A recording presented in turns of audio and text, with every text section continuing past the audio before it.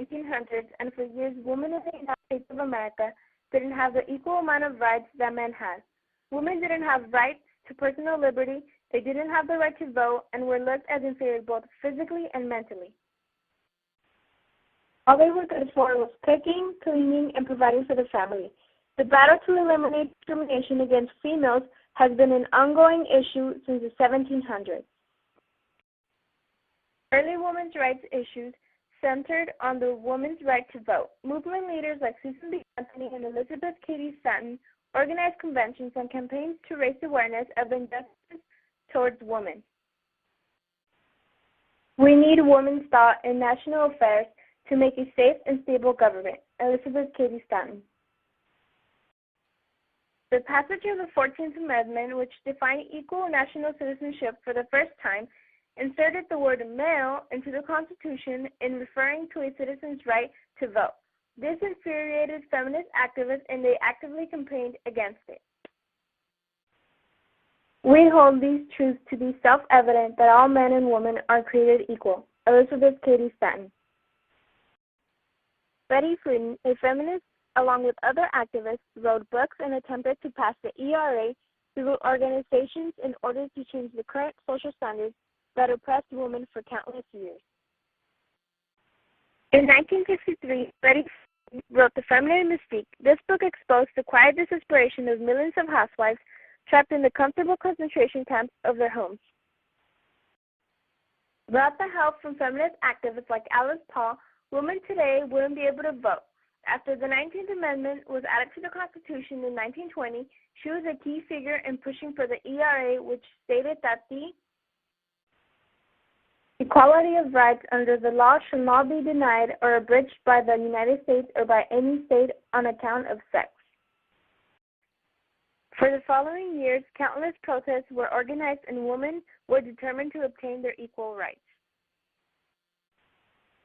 In order for the ERA to become part of the Constitution, it had to be ratified by 30 states. It was short by 2 states, and this was due to the fact that men felt like women would take over their jobs.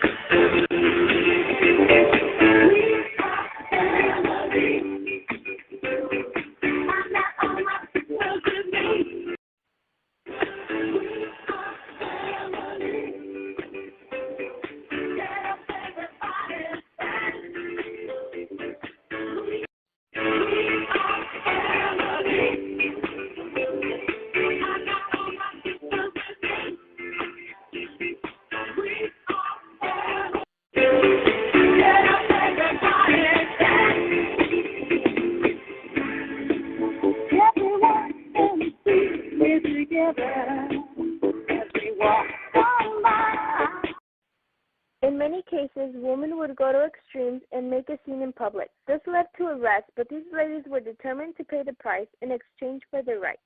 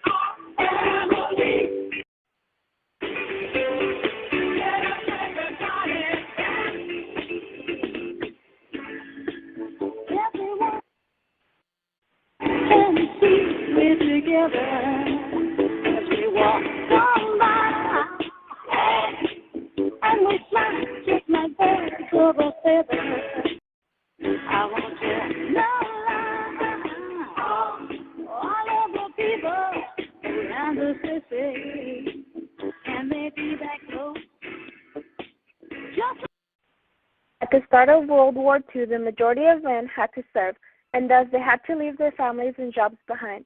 Someone had to take over those positions, and the only ones left were women. Women took over these men's jobs, performing the same arduous labor. However, they were paid much less due to their gender. During the times of war, women didn't complain due to economic circumstances, though when the men returned home, women started demanding equal pay. After several protests, they managed to convince President John F. Kennedy to sign and pass the Equal Pay Act of 1963. This act stated that workers should be paid equal wages regardless of their gender. But the ladies didn't stop there. They eventually made Title VII of the Civil Rights Act pass. It prohibited discrimination in employment based on race, sex, religion, and national origin. In this chart, we can observe how the percentage of women in the workforce increased as the years went by. In 1920, only 21% of women worked, and by 2000, 51% of women worked. Even though the ERA was not ratified by the necessary number of states to become part of the Constitution, it had a positive effect on the modern feminist movement. Just look at the honorable positions these women have obtained. We're giving love and a family dog. We are family.